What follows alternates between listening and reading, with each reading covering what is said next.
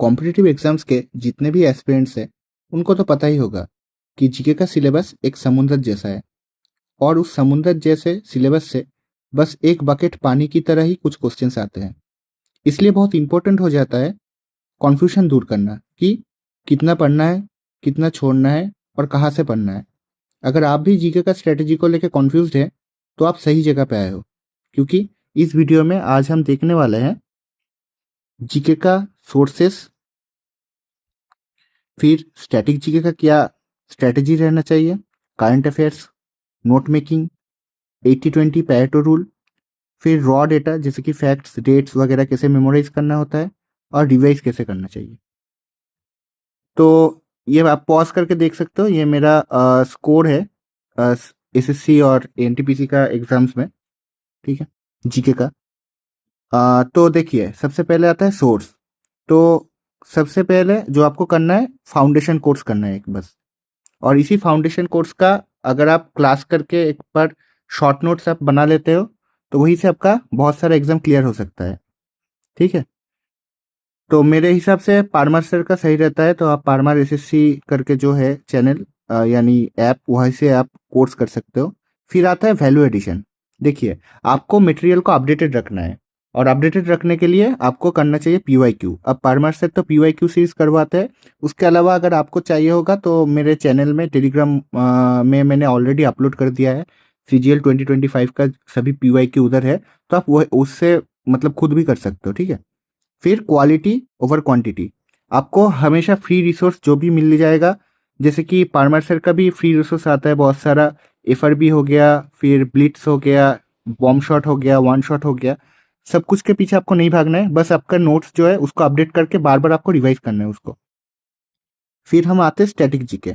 देखिए static GK में जो वेटेज है वो प्री में बहुत ज़्यादा है, 6 से 10 क्वेश्चन आता है और मेंस में लगभग नेग्लिजिबल है। तो मेंस के लिए उतना हमको नहीं पढ़ना पड़ेगा स्टैटिक जीके, कुछ ही सेक्शन है जो आ सकता है उसमें। तो आपको लेकिन हर एक सिचुएशन के लिए आपको प्रिपेयर रहना है और आप किसी एक सब्जेक्ट को वैसे इग्नोर नहीं कर सकते, ठीक है। और मैंने यहाँ पे कुछ हाई वेटेज टॉपिक यहाँ पे लिखा है जो कि रेगुलरली बार बार रिपीट होता है, ठीक है, प्री में। तो वो आप एक बार देख सकते हो पॉज करके, नहीं तो मैं इधर बोलता हूँ। देखिए म्यूजिक है, म्यूजिकल इंस्ट्रूमेंट्स, फिर मतलब इंस्ट्रूमेंट्स और प्रोपोनेंट्स दोनों, फिर क्लासिकल डांस, फोक डांस, और क्लासिकल डांस का प्रोपोनेंट्स भी इंपॉर्टेंट हो जाता है। फिर आता है घराना फेस्टिवल, घराना तो मेरे हिसाब से बहुत इंपॉर्टेंट हो जाता है। फिर स्कीम, स्पोर्ट, अवार्ड्स, फिर space, art and architecture. Art and architecture ये एडिक्विटी पैटर्न में ज़्यादा आ रहा है, ठीक है, इसका वेटेज। और एक बेसिक बुक आपको करना है बस। मैंने तो गॉडफादर किया था, नियॉन पब्लिकेशंस का जो आता है राजा सर का वो, लेकिन वो अभी अपडेटेड नहीं रहा, तो पिनाकल आप कर सकते हो क्योंकि वो अपडेटेड है। और जैसे कि यहाँ पे मैंने लिखा है कि कोई ट्रिक आपको याद नहीं करना है, नहीं तो एक ट्रिक फिर से आपको करना पड़ेगा, और वो ट्रिक होगा आपको, मतलब ट्रिक्स याद करने के लिए एक और ट्रिक चाहिए होगा आपको। तो आपको ट्रिक से याद नहीं करना है, आपको कॉन्स्टेंटली रिवाइज करना है, उसी से हो जाएगा, क्योंकि ऑप्शन आपके आंखों के सामने होगा। आप बार बार रिवाइज करोगे तो आपसे हो जाएगा। तो आप इसको, जैसे कि मैंने यहाँ पे डे 1 से डे 6 तक, मतलब मंडे टू सैटरडे, मैंने यहाँ पे डिवाइड कर लिया था पूरा जो स्टैटिक जीके का जो टॉपिक्स है उसको। तो ये आप देख सकते हो, ठीक है। तो आपको भी ऐसे ही करना चाहिए। फिर आता है करंट अफेयर्स। करंट अफेयर्स देखिए डेली एक एक करके न्यूज़ आता है, तो न्यूज़ बहुत सारा हो जाता है, लेकिन करंट अफेयर्स पे अगर हम ज़्यादा टाइम दे देंगे तो बाकी सब्जेक्ट का क्या होगा, ठीक है। तो करंट अफेयर्स का एक अच्छा वेटेज आता है प्री और मेंस में। अभी करंट अफेयर्स पास्ट अफेयर्स जिसे नहीं रहा, अभी थोड़ा बहुत करंट ही आ रहा है। एडिक्विटी पैटर्न अगर आप मेंस का भी देखोगे तो वैसे ही, ठीक है। और जैसे कि पहले फैक्चुअल पूछते थे वो लोग कि मान लीजिए कि नया वाइस प्रेसिडेंट कौन है, कौन इलेक्ट हुआ है, ठीक है, ऐसा पूछते थे। लेकिन आप वो इन डेप्थ और स्टेटमेंट बेस्ड क्वेश्चन पूछ रहे हैं, ठीक है, कि इलेक्शन प्रोसेस के बारे में, फिर डेट वगैरह देके वो लोग पूछ रहे हैं। तो उसके लिए आपको तैयार रहना होगा। तो पहले जैसे कि मैंने बोला था फैक्चुअल डेटा पे क्वेश्चन आता था, तो उस टाइम पे मैं यूज़ करता था परचम क्लासेस का रफ्तार सीरीज और इंदोलोगस। तो अभी इसका मेरे हिसाब से कोई रिलेवेंस उतना नहीं है, क्योंकि यहाँ पे बस वन लाइनर्स है। तो पारमार एसएससी यानी पारमार सर का वो जस्ट एग्जाम से पहले एक आता है कंपाइलेशन, उससे आप कर सकते हो, लेकिन उससे भी सब चैप्टर नहीं करना है। और एसएससी पेनाकिया का एक आता है, वो भी आप कर सकते हो, ठीक है। तो कुछ ही चैप्टर बस आपको करना है, जैसे कि आपका स्पेस एंड टेक हो गया, इंटरनेशनल ऑर्गेनाइजेशंस हो गया, appointments, indices and report, sports, national and international news, first in India, important days and themes, ये सब। इंपॉर्टेंट डेज एंड थीम्स तो वैसे रेलवेज के लिए इंपॉर्टेंट है, एसएससी के लिए उतना इंपॉर्टेंट नहीं है, ठीक। तो इसको आप एसएससी के लिए तो स्किप कर सकते हो। फिर आ जाते हैं हम नोट मेकिंग पे, ठीक है। तो नोट मेकिंग कैसे करना है, देखिए पहले सबसे पहले आपको रनिंग नोट्स लेना है क्लास का, यानी सर जो भी पढ़ाएंगे आपको लिखते जाना है। फिर उससे आपको कॉन्साइज और फिल्टर करके अपना एक शॉर्ट नोट बनाना है, और उसमें आपको मतलब आपका हेल्प करेगा डायग्राम, टेबल्स और फ्लो चार्ट्स, क्योंकि हमेशा आपको याद रखना है कि विजुअल मेमोरी हमारा बहुत स्ट्रांग होता है, ठीक है। तो अगर आप डायग्राम, टेबल, फ्लो चार्ट्स करोगे तो आपका मटेरियल भी थोड़ा सा कम हो जाएगा, ठीक है, और देखने भी अच्छा लगेगा और रिवाइज करने में भी और आपको ईजी होगा, ठीक है। फिर वो उसमें PYQs रहना चाहिए, ठीक है, और फिर क्विक रिवीजन करना चाहिए रिकॉल से। देखिए, तो सबसे पहले आपने रनिंग नोट्स ले लिया, अब उसको आपको बस एक बार पढ़ना है, ठीक है, आपको एक बार अंडरस्टैंड करना है जो भी कॉन्सेप्ट वगैरह है, ठीक है। तो उसके बाद अपना एक शॉर्ट नोट बनाना है, शॉर्ट नोट बना के फिर उसमें आपको PYQ इंटीग्रेट करना है, फिर एक बार शॉर्ट नोट को तुरंत रिकॉल कर लेना है। रिकॉल का प्रोसेस मैं बाद में बताया हूँ, तो वो आप देख लेना एक बार। तो फिर आपको एक बार देखिए, ये एग्जाम से पहले करना होता है कि एक बार आप माइक्रो नोट्स बना लो, कि 3 बार या 4 बार रिवीजन करने के बाद भी अगर कोई फैक्ट डेटा हो गया कि आपको याद नहीं हो रहा, तो वो आप माइक्रो नोट से याद कर सकते हो बाद में, ठीक है।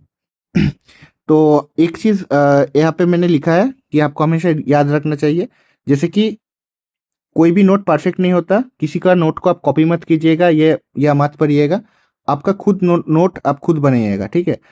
इससे आपका दो हेल्प होगा, एक तो आपका नोट आपको खुद समझ में आ जाएगा, ठीक है, रिटेंशन ज़्यादा होगा लिखने से।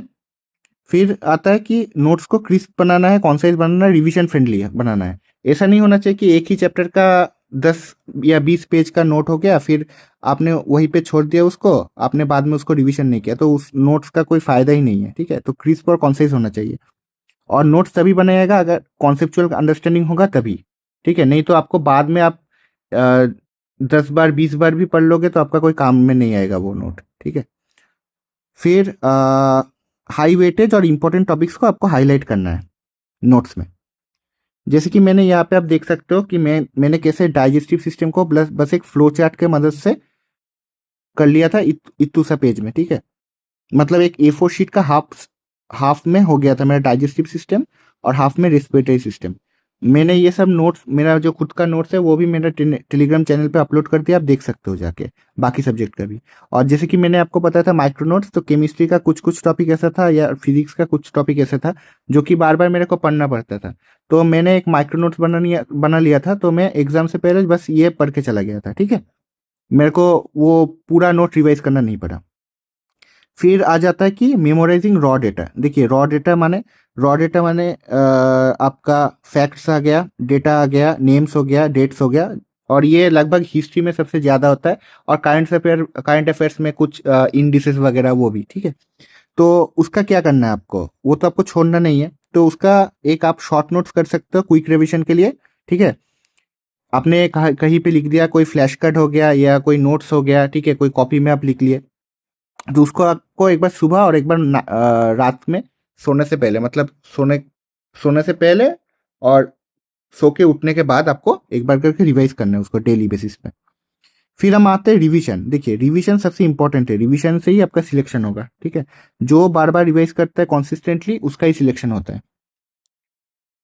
तो नोट मेकिंग के टाइम पे आपने ऑलरेडी एक बार रनिंग नोट से अपना नोट बनाया, फिर नोट से रिकॉल किया था, तो ऑलरेडी आपका 2 बार रिवाइज हो गया, ठीक है।